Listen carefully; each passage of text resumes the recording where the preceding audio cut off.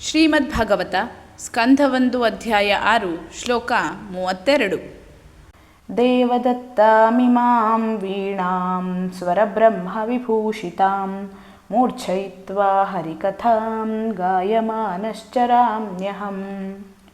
ಅನುವಾದ: ಭಗವಾನ್ ಶ್ರೀಕೃಷ್ಣನು ನನಗೆ ನೀಡಿದ ದಿವ್ಯ ಧ್ವನಿಯನ್ನು ಹೊಂದಿದ ವೀಣೆ ಎಂಬ ಈ ವಾದ್ಯವನ್ನು ನುಡಿಸುತ್ತಾ ಭಗವಂತನ ಮಹಿಮೆಗಳ ದಿವ್ಯ ಸಂದೇಶವನ್ನು ಸಂತತವಾಗಿ ಸಂಕೀರ್ತನ ಮಾಡುತ್ತಾ ನಾನು ಸಂಚರಿಸುವೆನು.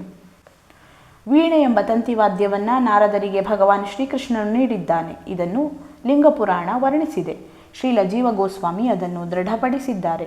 ಆ ದಿವ್ಯವಾದ್ಯವು ಭಗವಾನ್ ಶ್ರೀಕೃಷ್ಣ ಮತ್ತು ನಾರದರಿಂದ ಭಿನ್ನವಾಗಿದೆ, ಏಕೆಂದರೆ ಅವರೆಲ್ಲ ಒಂದೇ ದಿವ್ಯ ವರ್ಗದವರಾಗಿದ್ದಾರೆ.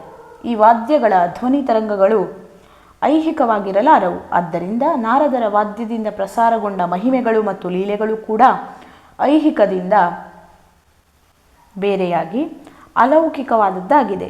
7 ಸಂಗೀತ ಸ್ವರ ಪ್ರಸ್ತಾರಗಳಾದ ಸ ರಿ ಗ ಮ ಪ ದ ನಿಗಳು ಕೂಡ ದಿವ್ಯವಾಗಿವೆ. ವಿಶೇಷವಾಗಿ ಅವು ದಿವ್ಯ ಗೀತೆಗಳಿಗಾಗಿಯೇ ಇವೆ. ಭಗವಂತನ ಶುದ್ಧ ಭಕ್ತರಾದ ಶ್ರೀ ನಾರದ ಮಹರ್ಷಿಗಳು ಭಗವಂತನು ಆ ವಾದ್ಯವನ್ನು ತಮಗೆ ಕೊಡುಗೆಯಾಗಿ ನೀಡಿದ್ದರ ಋಣವನ್ನು ತೀರಿಸುತ್ತಿದ್ದಾರೆ. ಹೀಗಾಗಿ ಅವರು ಭಗವಂತನ ದಿವ್ಯ ಮಹಿಮೆಯನ್ನು ಹಾಡುವುದರಲ್ಲಿ ಸದಾ ನಿರತರಾಗಿರುತ್ತಾರೆ. ಈ ಕಾರಣದಿಂದ ತಮ್ಮ ಘನವಾದ ಸ್ಥಾನದಿಂದ ಎಂದೂ ಪತಿತರಾಗುವುದಿಲ್ಲ.